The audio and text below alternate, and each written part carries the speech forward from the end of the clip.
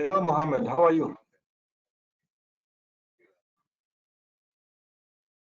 Hi, Isaiah. I'm fine, thank you. Just wanted to Everything make good sure. in Egypt? Yeah, I wanted to make sure everything is fine. Meeting starting in like 55 minutes or so. In the next year, yeah. Okay. But it's just good to connect early to test. Yeah, and can I leave it open like that and come back? No need to log Yes, out. yes. Okay. Yes, no need to log out. Hello, Okay. Tom. Tom, you can unmute to speak. I've unmuted you. Tom, you're there?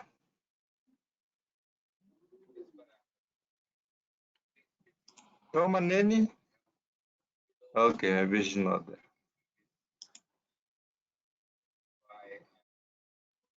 Okay.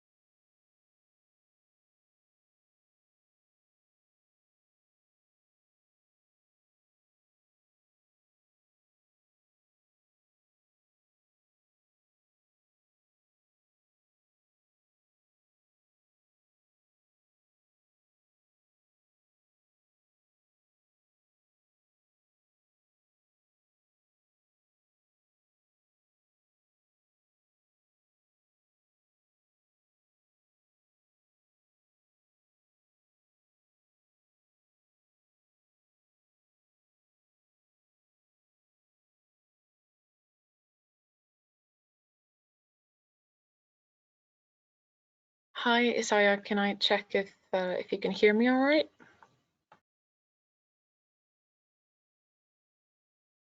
Yeah, hi, this is Isaiah. I can hear you very well, thanks. You can hear me? Yes, I can hear you. That's great. Thank you. We'll just Yes. continue with our setup. Can you test the video, please? The camera?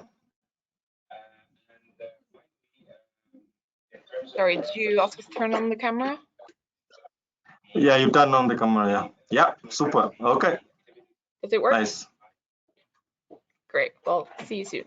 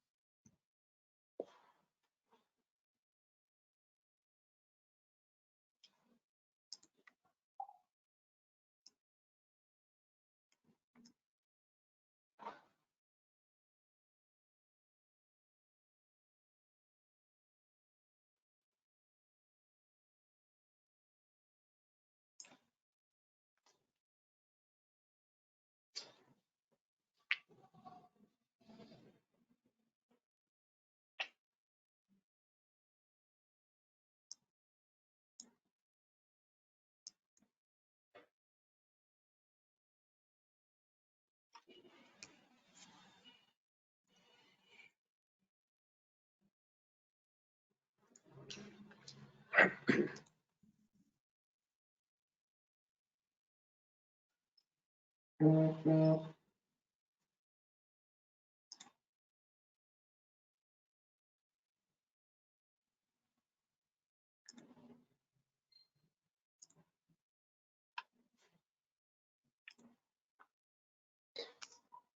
hello, colleagues. Welcome to the dialogue session with the UNEA president. Do you hear me clearly?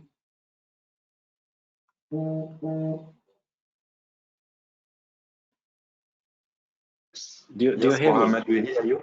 Yes, I can hear Okay. you. Excellent. Thank you so much. Mr. Okay, we will now start our session. Okay.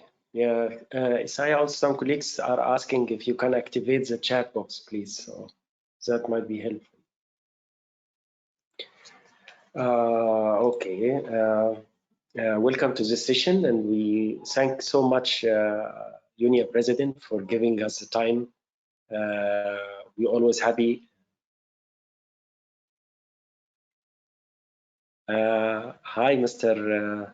UNEA President. Do you hear us clearly? Excellent. Okay, good. Okay, welcome to the session. And my name is Mohammed Abduraouf. I'm the chair of the Measure Group Facilitating Committee at UNEP. We have been using this chance to discuss our concerns, messages to the UNEA President, who have given us all the support we have seen since the pandemic last year. And we count also on him very much on the next year till UNEA 5.2. As you know, Mr. President, we held our global measure group and stakeholder just a few days ago from 9 to 11, discussing a number of issues, mainly similar to UNEA 5.1. We will brief you about the key messages and also some specific messages from some consultations, and then we will open a dialogue with you, with yourself. So I think we should start now. So I would like to give the floor to Madam Khawla Al-Muhannadi, who she was responsible for consultation number 5, NGO Measure Group representative from Friends of Environment of Bahrain, to tell us the main messages from our forum. Madam Khawla, the floor is yours, please.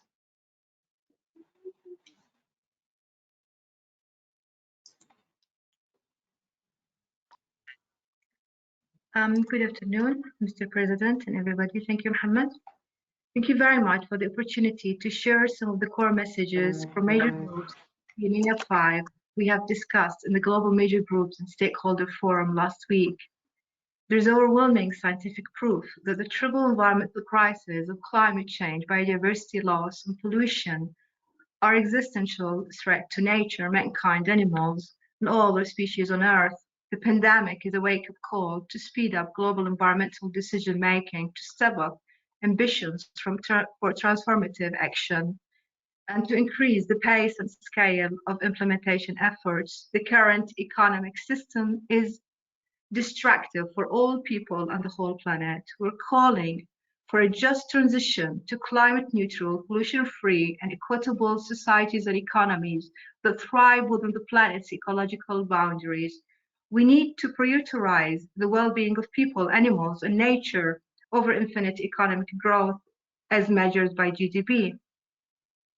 Stricter regulations of the market and legally binding frameworks, including real penalties, are necessary to hold business accountable. We call on you to ensure that the recovery will not bail out those companies who have contributed to biodiversity loss, climate change, and pollution, or that involve future pandemic risk. We call on you to apply strict conditionalities and remove any subsidies for those stakeholders contributing to the triple environmental crisis.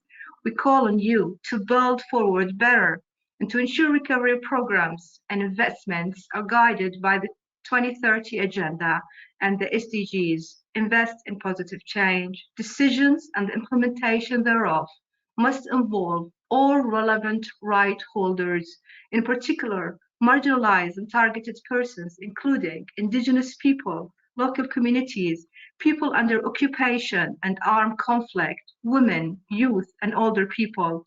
We recall the need for good and equitable governance. We call on you to foster partnership with the major groups and stakeholders, as well as other right holders, contribute to the UNEA process. We need you to step up your support from words to deeds by also providing resources. We call on you to answer with actions the concerns of young people and the future generations. We're also asking for a new approach to decision making and international level fit purpose to respond to the current urgent crisis. We need to cut red tape for endless protocol formalities, refocusing on the delivery, results, transparency, and accountability. The theme of UNEA-5 is an opportunity to recognize that nature has its own intrinsic value and rights. We call on you to still strengthen UNEP MTS, and we invite you to consider the full joint statement. It includes, amongst other, the UNEP to recognize environmental racism, to mainstream the role of indigenous people as environmental governors, to incorporate all rights on its policy making and programs, to reintroduce actions for environmental defenders in a time when defenders are more than ever threatened, attacked, and killed, to provide leadership in addressing the environmental dimension of armed conflicts and military activities and occupation, and the harm they cause to people, animals, trees, water, livelihood, food resources, and ecosystems. We call on you to make sure that the Stockholm +50 conference will ensure that principles and rights that have emerged under environmental law are fully and globally recognized, including international codification of human rights to a healthy environment. The recognition of ecocide is an international crime, the full protection of environmental defenders, indigenous people, and people under occupation. Stockholm +50 is a unique opportunity to agree to a final visionary and action-oriented statement 50 years after the Stockholm conference, and the progress is too weak. We call on you to re-engage in the urgent discussion to close gap in international environmental law. GA Resolution 73333 requires political declaration for February 2021, action plan to be achieved by 2025. We need global actions to curb plastic pollution now. We call on you to maintain the momentum towards UNEA 5.2 to adopt mandate to start negotiation for legally binding instruments to tackle plastic pollution. The negotiations need to include those communities most impacted by plastic pollution along its life cycle. It must realize the polluter pays principle and focus on the reduction of plastic. We also need closer linkage to increase synergies between UNEP, UNEA, and CBD. We're calling for an ambitious, ethical, equitable post-2020 global biodiversity framework, GBF, that must reverse biodiversity loss by 2030 and work towards recovery by 2050. The COVID-19 pandemic has delayed important actions. We request a clear signal from UNEA 5.1 to SICOM Bureau to extend current approach until a new instrument is adopted. We need the post-2020 cycle to ensure the highest standards of health and environment regarding chemicals of concern that are not yet covered in existing multilateral agreements, to phase out highly hazardous pesticides by 2030, and fully adopt globally harmonized system of classification, labeling, and safe handling of chemicals.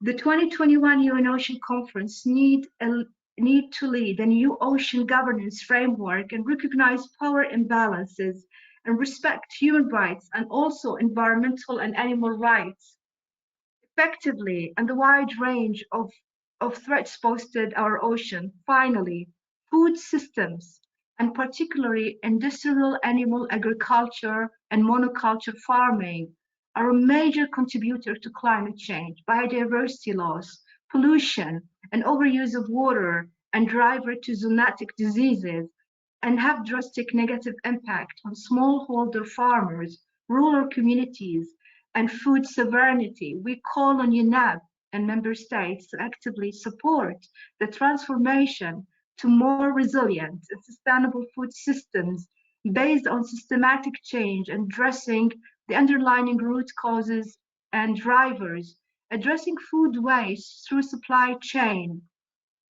adopting human rights in all its practices, and recognizing the value of community-based initiatives and the important role of small-scale food producers and the necessity to support them nationally and globally and regionally. The Food Summit must be a starting point to this transformation. As major groups and stakeholders, we offer our expertise and the link between world's top body of environment decision-making, UNEA, and local communities, initiatives, and people's real concern. Mr. President, we are here to witness and to participate. Thank you.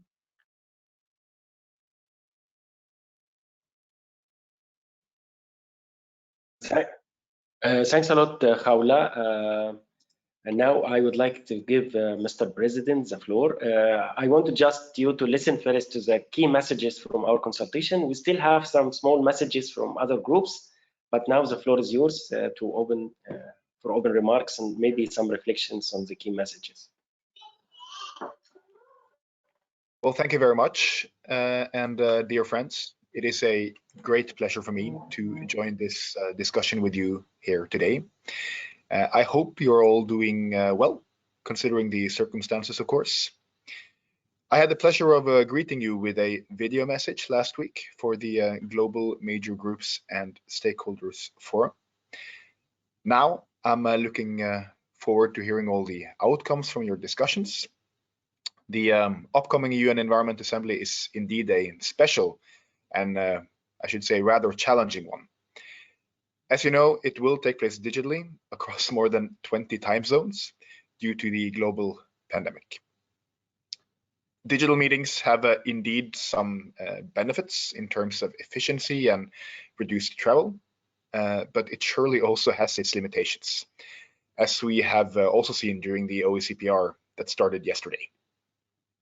I know the digital divide is real and that virtual meetings pose greater problems in some countries than others. I look forward to hearing about your experiences and advice in this regard. Still, I am pleased that the online session of UNEA will go forward next Monday. We will then take those decisions needed to ensure that UNEP can continue its work and then reconvene in 2022. The medium-term strategy, the program of work and budget, we all need to ensure that actions to stem climate change, biodiversity loss and pollution are further stepped up. The pandemic has further aggravated the economic, social and environmental challenges that we are addressing as part of the Decade for Action. You have already been discussing this last week, and I thank you very much for your key messages and recommendations. Next year, I hope we will meet in Nairobi, Kenya, for the resumed session of UNEA-5 and for the 50-year commemoration of the founding of UNEP. The establishment of UNEP by the United Nations Conference on the Human Environment in 1972 in Stockholm owed much to the enthusiasm, dedication and commitment of civil society. I therefore very much look forward to your messages regarding UNEP at 50 and Stockholm plus 50 as well. At this online session, I hope that the Environment Assembly can agree on a joint message to the world as we look ahead to the assumed session in 2022. I will brief the open-ended meeting of the CPR in a few hours. My goal is a concise message from all member states on the importance of continuing our efforts to address environmental crises, including pollution, climate change, and biodiversity loss, to achieve the Sustainable Development Goals and a more resilient future. I thank you all for your written inputs and strong support, and I welcome any other comments and suggestions in this regard. I look forward to our discussion. Thank you, Mr. UNEA President. Really, it's a pleasure. And also, we look forward to work with you and with government. And we hope in your key addresses to the open-ended CBR and UNEA also to emphasize that the role of civil society, especially in these times, government need all the support and all the stakeholders, and civil society play a key role. Now I would like to give the floor to convey the key messages from the Youth Assembly. We had a Youth Assembly by Children and Youth Major Group. The first part was already held 2 days ago. So I will call Ms. Kudzanani to deliver the messages from the Youth Assembly, please.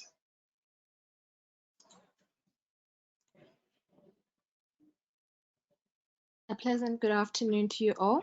Distinguished President, my name is Kudzanai Chimanda from Zimbabwe, and I'm one of the steering committee members of the Major Group of Children and Youth. The Major Group of Children and Youth comprises more than 350 youth organizations across the globe. In conjunction with UNEA-5 and OECPR, we are organizing the Global Youth Environment Assembly, which is taking place virtually. The first segment concluded on the 12th and 13th of February, and the next segment will take place from the 18th to 20th later this week. The theme of the Youth Assembly is Act for Nature, Act with Youth, underscoring the importance of core leadership and involving the younger generation in the environmental process right from the inception phase. Nothing about us without us. Over the past year, we've spent more than 80 hours observing CPR meetings and made more than 20 interventions. We've been working in several working groups on topics related to children's rights, World Environment Day, biodiversity loss, youth engagement on chemicals and waste, higher education and sustainable education, feeding to implementation of the UN Youth Strategy, conducting capacity building activities, and also focusing on science and policy for youth. The Major Group for Children and Youth would like to highlight the following priorities of youth from these consultations and projects. We emphasize the need of intergovernmental processes to live up to the challenges of negotiation and continuous meaningful during and in the aftermath of the COVID-19 pandemic. We urge member states to embrace the new challenge and prioritize substantial progress for UNEA 5.1 and 5.2. This substantial progress has to be conducted under meaningful stakeholder engagement principles. We emphasize the importance for children and youth to be enabled in their work as implementers of environmental protection projects. Allow me to present some of the results of the consultations conducted during the Youth Environmental Assembly, which has shown that 60% of youth believe in intergovernmental processes, and the UN being the most important platform for addressing environmental degradation. Most youth expressed the need for structural support of youth engagement. The support mentioned as most urgent was not the support through funding, but the joint organization of thematic areas. On Stockholm Plus 50, we have noted the draft paper prepared by the host country and references to youth engagement enshrined in it. The role of sustainable consumption and production in SDG 12 needs to be strengthened, and we call upon member states to work towards the post-2022 SCP framework, and we want you as UNEA presidency to take lead on this for the rest of your tenure. On UNEP at 50, Children, Youth Major Group and Science Technology Major Group will be leading a UNEP at 50 task force to produce a flagship report led by the major groups called the UNEP We Want. which will be made available to member states within this year. As input to UNEA 5.2 and UNEP at 50 commemoration, we ask your leadership for this to be tabled at UNEA 5.2 and for the content of the report to meaningfully inform intergovernmental outcomes for UNEA 5.2. Furthermore, we call upon strengthening the role of children and youth in the environmental governance spaces, ensuring their voices are heard. Crucial support is provided to the youth groups in low and middle income countries, which continue to systematically be underrepresented. In light of this, we'll call for interested member states to draft and endorse a resolution on youth engagement and intergenerational equity in the lead up to UNEA 5.2, something on which we want support from the UNEA presidency as well. We are also calling upon the role and mandate of UNEP and UNEA to be strengthened further. We want UNEP and UN agencies to divest from taking funding from hydrocarbon and fossil fuel companies, while noting the importance to engage such groups in dialogue. In 2021, this year, the private sector strategy of UNEP is up for revision, and we want this to be tackled during the CPR process and for consultative process to take place on the revision. Finally, we want to know if there's still a possibility of making more changes to the draft political document from UNEA 5.1. Thank you, Mr. President. We look forward to welcoming you to the Youth Assembly later this week on Friday, together with Madam Executive Director. Thank you so much, Ms. Kutsunani. This was from Children and Youth Measure Group. If you allow me, we'd like also to listen to a short key messages from the consultation number 1 on MTS. This will be presented by Wali Haider from Farmers Measure Group. Wali, the floor is yours, the screen is yours.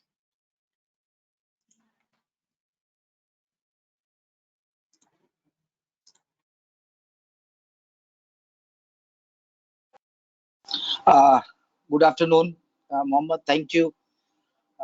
Thank you very much, Mr. President, for providing us your valuable time. We heard you during your video opening remarks of opening of our major group and stakeholder forum, and I was really excited to hear the positive comment by you made during your video message regarding meaningful engagement with major group and stakeholder. I really appreciate, and I have been noticing that the presidency is making hard effort engaging with us. Thank you very much for that. I am Wali Haider, representing Farmer Major Group, one of the co-facilitator from Pakistan, and one of the co-leader for the MTS consultation. I've been tasked to give major findings of our consultation 1. Though our recommendation and input might not been in time, because this MTS has reached into a higher level where the implementation is going to be taking place. But we wanted you to hear our concern, our input, so that you can keep in mind during the proceedings. We appreciate the analysis and the approach in the MTS, but there are still concerns which we feel should be addressed in order to achieve the objective laid down in MTS. We understand that MTS is more focused about managing environmental and biophysical effect of climate change, loss of biodiversity, but it is soft and ambiguous in dealing with social and political dimensions of planetary crisis. Many of us in major groups are clear that the crisis is political, and political will and leadership really hold the key to unlock potential of countries and communities in achieving the Agenda 2030, the Paris Agreement, and reversing pollution and biodiversity loss, each of which affect agriculture, farmers, and sustainable food production system in more ways than previously imagined. We are concerned that climate action, nature action, and chemicals and pollution action in the MTS do not include both the fundamental principles and their strong implementation of agroecology, food and seed sovereignty, security of land tenure, local food self-sufficiency, rights and protection of small and family farmers, including indigenous populations and women farmers, and genuine agrarian reforms. One concern that we have is the use of highly hazardous pesticides and double standard practiced by exporting countries, which has led to about 385 million acute unintentional poisoning and more than 11,000 deaths, mostly in the global south. Therefore, we suggest that chemicals and pollution action must have action to completely eliminate highly hazardous pesticide from agriculture by 2030, and double standard of exporting pesticide and other banned in their countries of origin for health or environmental reasons, and their replacement by safer alternatives, particularly agroecological approaches as recommended by ICCM 5. We like the emphasis on science and science-based solution. However, we strongly believe that the MTS must consider incorporating diverse knowledge systems and social science and lived realities of indigenous populations, traditional integrated livelihood, livestock and farming system of pastoral communities and rural farming communities, many of whom have advantage of being developed, preserved and led by women. We are also alarmed at the dismissal situation of environmental defender, many of whom belong to indigenous populations. MTS should categorically state that in pursuance of the previous resolution, it will continue to support and defend environmental defenders. This needs active engagement with these communities going beyond judicial legal training in the MTS. Lastly, we also like to emphasize that the MTS should consider in climate action the implementation of the principles of common but differentiated responsibility, enhanced transparency in responding to earlier commitments, including then on finance and agriculture, adoption finance to agroecological approaches towards sustainable food production, prevent further corporatization of agriculture and transfer of resources, including land, seed, water, commons, forests from communities and small farmers to control of business and industries and support food sovereignty. I thank you, Mr. President. Thank you, Wali. Thank you so much. If you allow, Mr. President, the last intervention in this section by Business and Industry Major Group, Madam Margaret Mune. The floor is yours, please.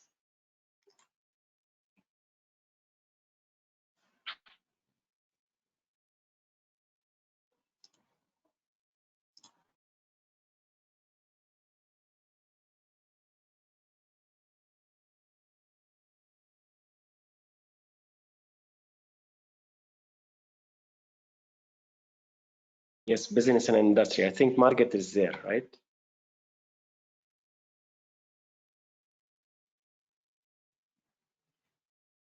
Yes, yes, go ahead.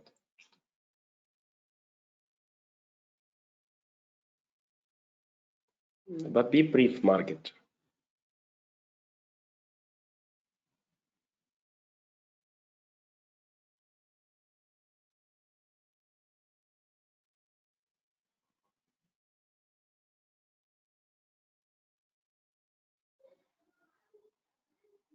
We can't hear you up to now.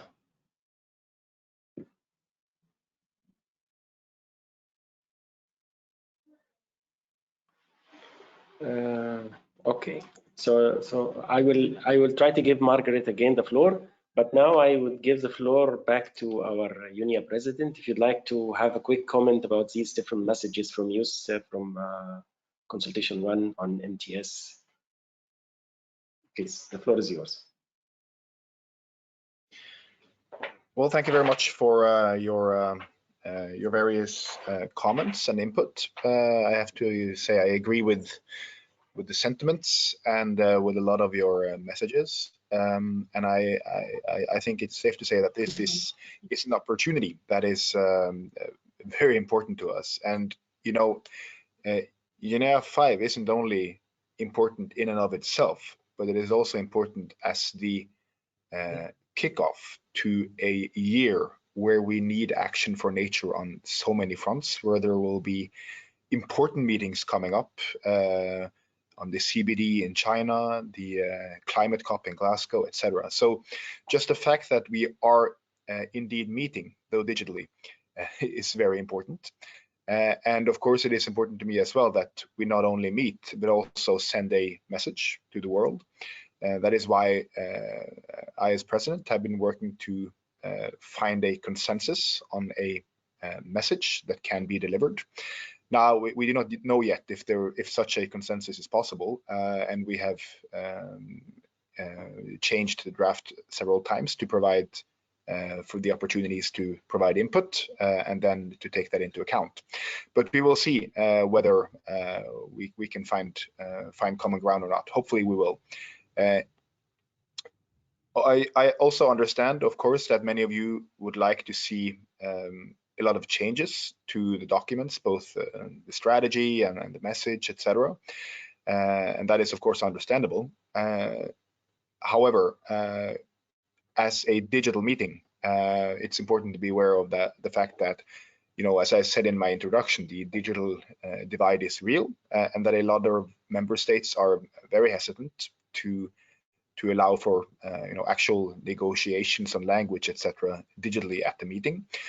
So the work is being done in advance of the assembly. When it comes to the strategy document, I think that the documents provided by the Secretariat are looking quite good and will give UNEP the means that they need and the platform needed to keep up the very important work that UNEP needs to do in the coming year. Now, of course, we will be meeting again at UNEA-5 Part 2 physically in Nairobi, hopefully. And that will be the arena of negotiations and hopefully substantial progress on a lot of very important political issues on our agenda. So I think that this first session will be there will be a lot of formalities. There will be a lot of decisions that need to be made to keep UNEP running and to keep UNEP as an important force for the common good, and hopefully also a political message. But for those of you who are hoping for a lot of negotiations and a lot of changes on policy, etc., at this stage, I'm afraid most of that will have to be postponed till we meet again at UNEA Part 2. But then, of course, it will be very important to make, hopefully, substantial progress on key issues for a lot of member states, for civil society, and for stakeholders. Thank you, Mr. Rutuatin. If you allow me, I would like to give the floor to Business and Industry. Margaret, if you are ready, the floor is yours. Thank you. I hope you can hear me now. Yeah, all clear now. Go ahead, but be brief. Yeah, I had previously been muted by the organizer. Thank you for unmuting me. Now, my name is Margaret Munene from Kenya, working with the Global Major Group, and I share this role with Mr. Jim Donovan of ADEC Innovations. The Business and Industry Major Group appreciates the opportunity to provide input into this virtual session of UNEA 5.1. We would like to congratulate you, Your Excellency, Mr. President, on the successful work that UNEP and UNEA continues to do, even in these very challenging times. The business community plays a critical role in promoting environmental stewardship in the context of sustainable development. This includes innovating and producing a wide range of products and services across sectors and supply value chains. These will help in the achievement of the Sustainable Development Goals. The private sector is committed to building a resilient and inclusive post-pandemic world. We stand ready to work with governments, UNEP, and other stakeholders to strengthen actions for nature to achieve the Sustainable Development Goals as per UNEA-5 theme. We wish to emphasize that business must not be excluded from discussions. The active, substantive, and recognized engagement of all observer groups, including business, is needed in the implementation of nature-based solutions and in the recovery from the global pandemic. Business is committed to action on the three strategic objectives highlighted in the medium-term strategy, namely climate action, nature action, and chemicals and pollution action. These issues have been severely compounded by the COVID-19 pandemic, and urgent action is needed.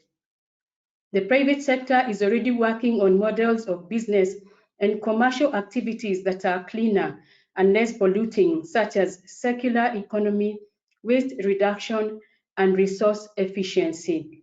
We encourage UNEP to continue initiatives such as the Science Policy Business Forum and other innovative forms of dialogue, cooperative action, and partnership with stakeholders. At these UNEA and beyond, business looks forward to showcasing and advancing the contribution that it is making to protect nature and the environment. Mr. President, thank you very much for your time.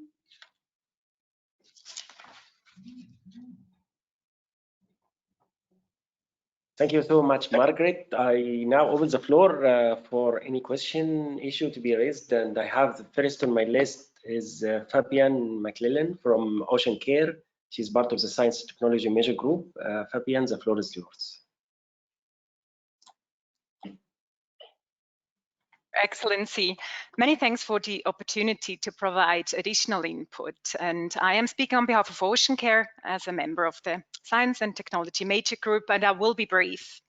There is growing scientific evidence that ocean noise levels are a growing threat to marine life, including fish stocks and fisher folks.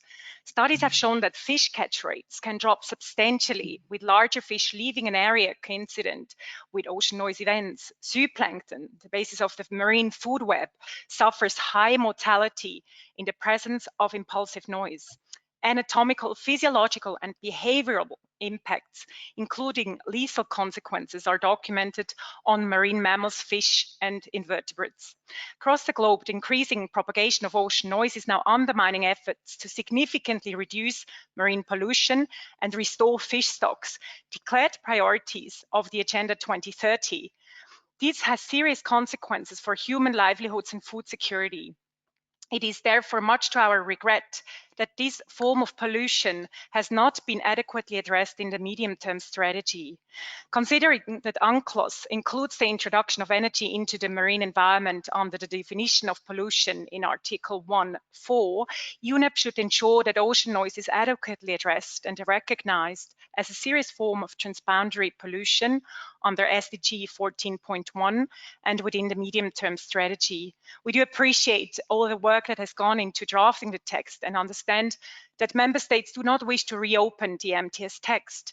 However, we wish to remind that in tackling underwater noise pollution, the United Nations and its member states will simultaneously contribute to fighting climate change, biodiversity loss, and will help to reduce a harmful form of pollution. Thank you, Mr. President.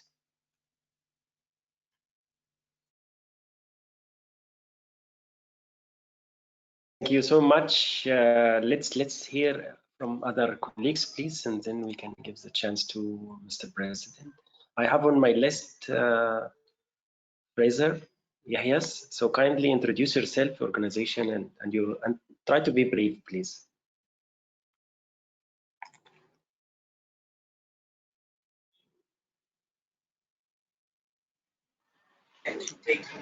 Fraser, please unmute. Click to unmute to speak. Thank you. Am I audible?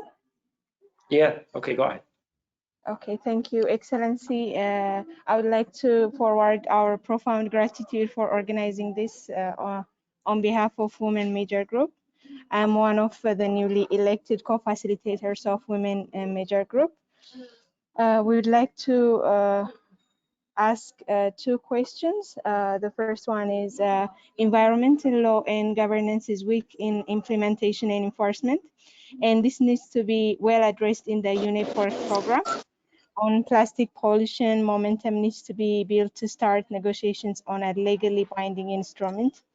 It needs to include women from communities more impacted by plastic pollution along its life cycle. Chair, on both points, there seems to be unclarity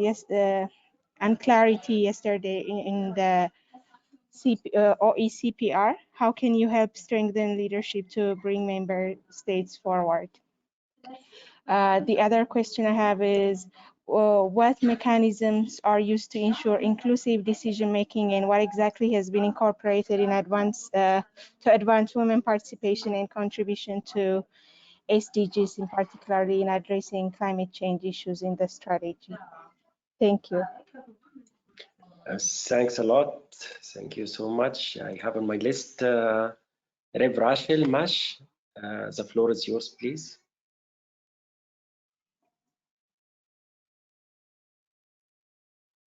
Good afternoon. It's Reverend Rachel Mash here from Cape Town, Green Anglicans.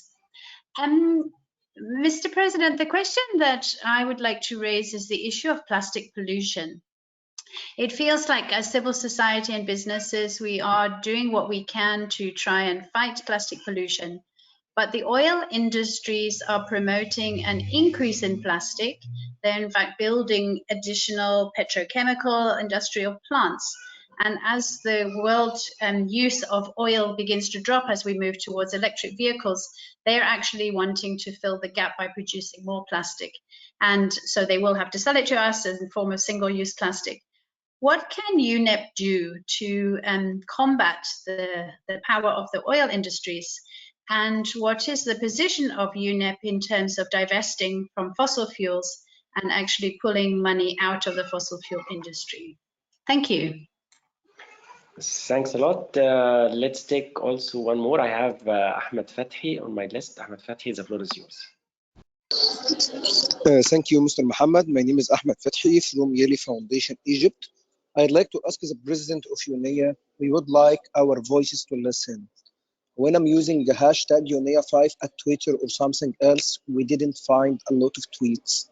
Can I ask you to take our key message in your Twitter and share it every day by key message from civil society and from major group and stakeholders, talking about what major group are doing to allow the government and allow the audience to listen to our voices? Thank you. Thanks a lot, Mr. Ahmed. Let's see, we don't see any other hands up till now. No, I see Laurie Johansson, and then I give the floor to Mr. UNEA President. Laurie, the floor is yours, please.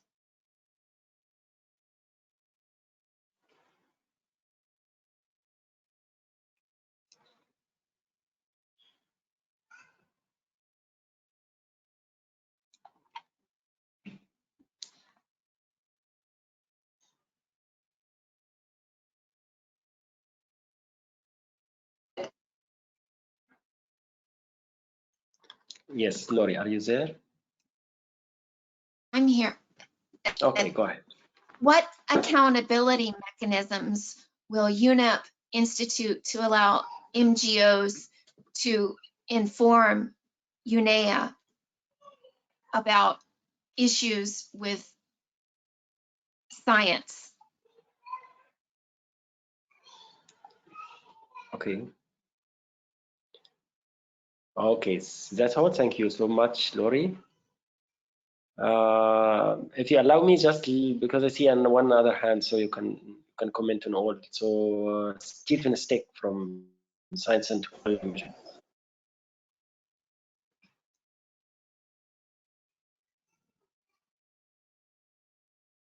Yes, hello. I actually don't have a question, but I did want to provide a very quick update about UNEP at 50 and an initiative which we have in the major groups and stakeholders called the UNEP We Want. So we had a very good consultation together with the representatives of UNEP who are working on this issue during our forum. And so our cooperation is, I think, going quite well. And whereas the UNEP at 50 team is working on a flagship publication, the synthesis report, ours is a little bit different. We're going to be presenting a publication more forward-looking to the future, collecting views from major groups and stakeholders on what they would like to, UNEP to be in the 50 years going forward, not just looking back at the last 50 years. And we've already completed a snapshot survey, gathering the beginnings of our input from that. We had a good number of responses, and we're going to be having 4 thematic consultations during this year, again in cooperation with UNEP, and we'll be working on the development of this report, which will be launched at UNEA, the continuation of UNEA next year. One thing I wanted to mention is that the UNEP team is very determined to bring up UNEP at 50 during various meetings in the coming year, MEA meetings of parties, other large events. And one thing, of course, major groups and stakeholders are present in most of these events. So of course, it's a coordination problem on our side, but we would be glad to be partnering with UNEP to make sure that also our parallel initiative is taken into account in these meetings. So we just want you to be aware generally of where things stand with the UNEP at 50 process, and that we're working on that. And also I'd just say it's being led by the Children and Youth major group and the Science and Technology major group. Thank you. Okay, thank you, Stephen. I see more hands, so let's take Fatima Furtan. The floor is yours, please. Thank you, Mohammed. I just lowered my hand, but then I will say my comment in short. How, Mr. President, how would you advise us, major groups and stakeholders, on taking the outcomes of UNEA 5.1 and implement it in the reality, taking it from theory to practical? We would appreciate if you would have advice for us on how we can strongly take out the outcomes of the UNEA. Thank you. I see. Okay, thank you. I see Stephen Lee also. Stephen Lee, the floor is yours. In fact, many more hands are coming, but I have to limit it to another 2. So Stephen Lee first.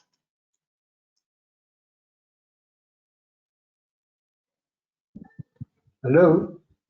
Yes, yeah, we hear you. My question today is, after attending this morning's meeting of the 5th meeting of the open-ended committee of UNEP, I noticed some peculiar issues being risen by the delegates of different countries. The problem that I'm facing is that how do we get the message across to those that do not fully understand and comprehend the effects of climate change on the environment, Mr. President? Thank you. Thank you so much. I see also Dijatuka Zika. Please, the floor is yours. Be brief. We don't have much time left.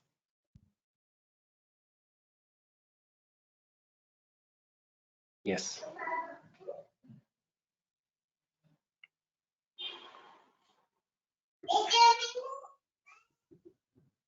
Yes, Dijatubi. Zeka, your mic is unmuted. Just speak.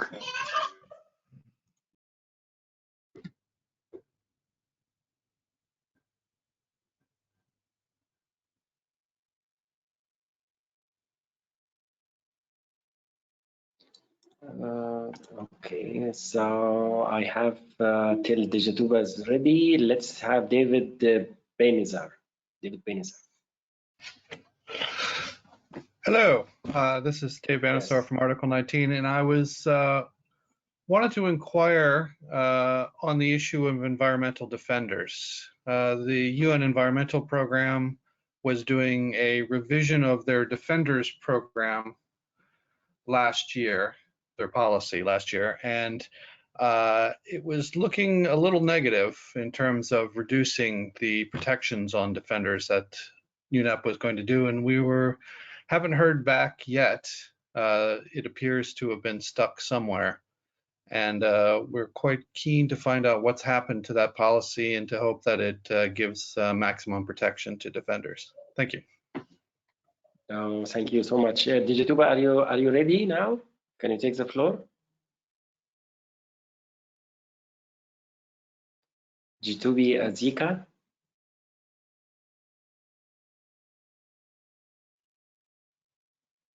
Okay.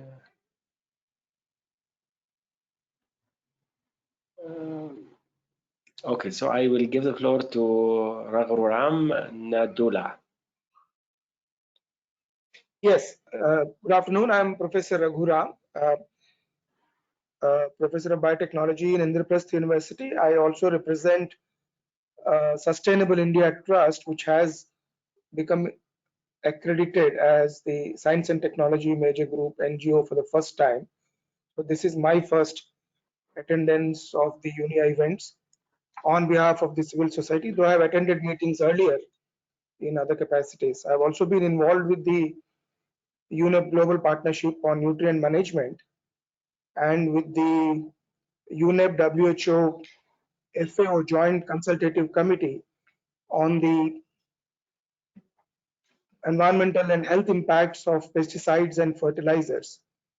That report was to be made on the directions of UNEA-3 to be submitted in UNEA-5. So I haven't yet heard on whether it has actually been submitted and whether it's coming up. But we are concerned about the continued low profile that reactive nitrogen has in the overall scheme of things of environment, whereas reactive nitrogen affects not only climate change but also water quality, soil quality, air quality, health, biodiversity, and in fact all the three Rio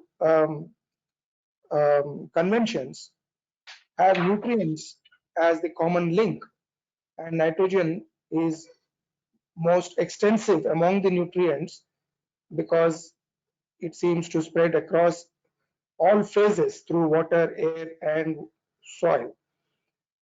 I was fortunate to be a part of the team that helped the Indian government to have successfully tabled and pilot the resolution on sustainable nitrogen management, which was passed by UNEA-4, the first ever resolution on sustainable nitrogen management, which is, we also thank the support of the GPNM, which is also acting as secretariat for the implementation of this resolution. We look forward to hearing more on this in the days to come. We do understand that all governments have appointed a national representative to the Interconvention Nitrogen Coordinating Mechanism, what is called as INCOM, as an alternative to having yet another convention on reactive nitrogen. While we appreciate as civil society the efficient way of working that this brings about, because nitrogen also overlaps many of the existing conventions, including the air, the water, and also the GPA and many other areas. It hasn't received the kind of focused attention that it ought to have received, considering that it affects most of the sustainable development goals, almost all of them actually.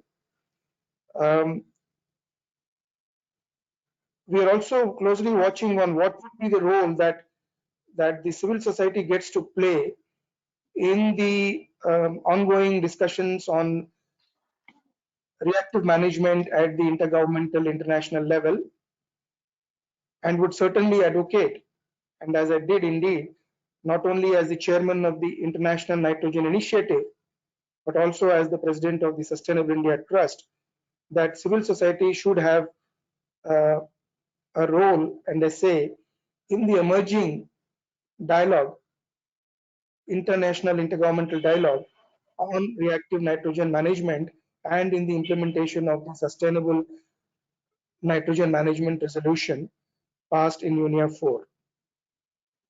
Thank you very much. Okay, thank you so much, Mr. I just want to be very brief, just less than 1 minute. So I have Richard.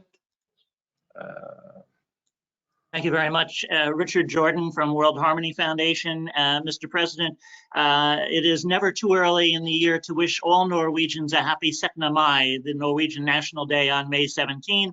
Please be assured we will celebrate with you virtually. Thank you. Okay.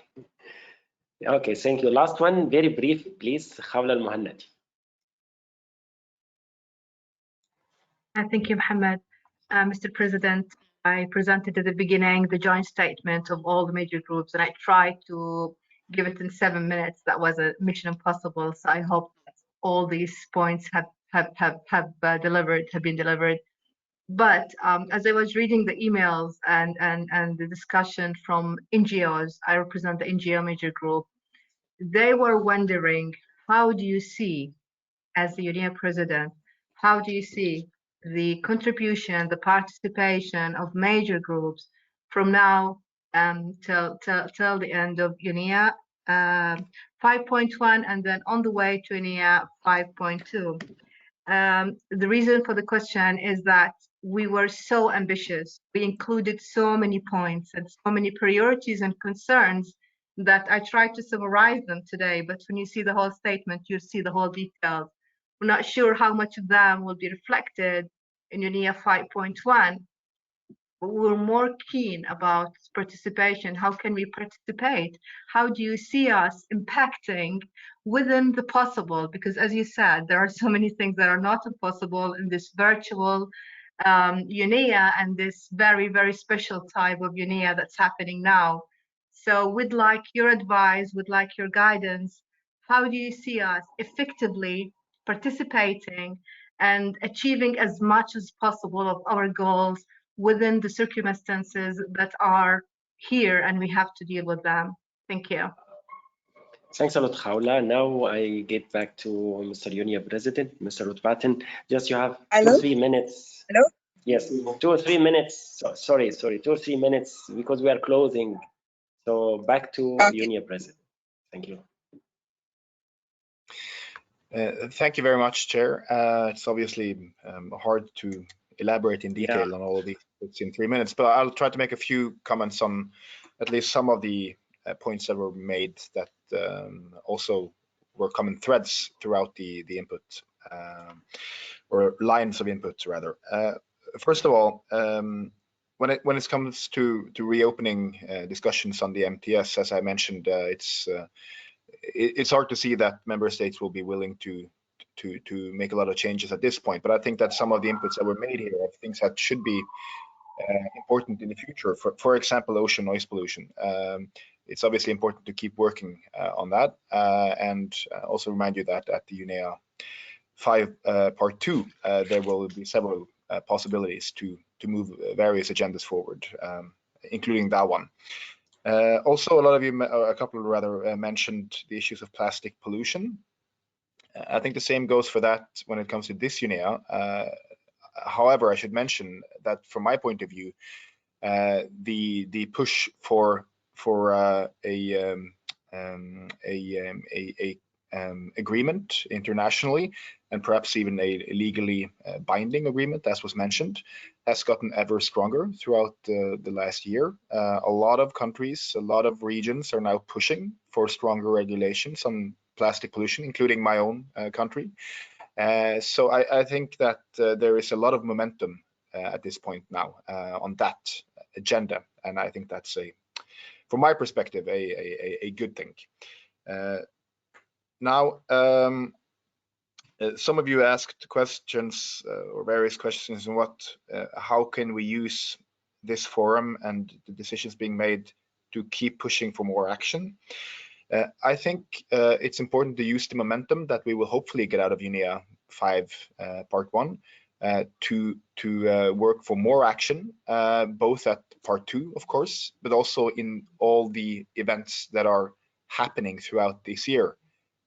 Many important meetings on climate, on biodiversity. Some of them will hopefully be physical meetings where negotiations will be possible. So I think just building on the momentum from UNEA here is key. And I think a lot of stakeholders and I think the major groups here can play a very important part in setting the agenda. And of course, as in all politics, to push hardest on those who are what should we say, holding back and who have what should we say, haven't yet made up their minds on how progressive they would like to be on several of these issues. So I think there's a lot of momentum that will hopefully be built from this, but more agenda setting and pushing will certainly be needed in the next year. Then there were quite a few questions that I think should probably be directed to UNEP itself and to the Secretary General, including, for example, where we stand on the Environmental Defenders Program and where it's supposedly gotten stuck. So I think I'm not in a position to answer those questions at this point, but I think they should be directed to UNEP, and I'm sure they will be happy to provide you with answers and guidance. And I think that's what I have time for at this point. But I think I would also just like to say, here at the end of the meeting that I think it's been a great discussion, and I thank you all for your input here today. And I'm glad to hear that the forum was very fruitful. I appreciate your comments and your input greatly. And I look forward to working with you in the lead up to the resumed session as well.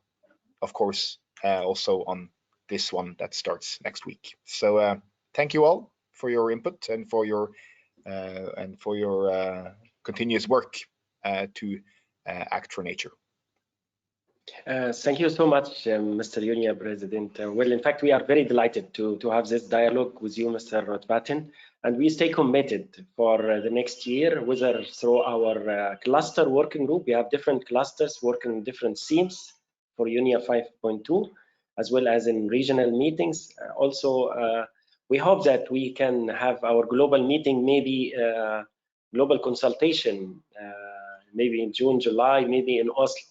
If we didn't manage to do it last year, maybe this year, if things become better, we can have another Oslo 1-to-1 or something. Thank you so much. We have been very delighted and very appreciative for your time and your comment. And we stay committed also to you and to UNEA process. Thank you all colleagues and wish you a very good day. Thanks so much. Meeting is closed now officially. Thank you. Thank you.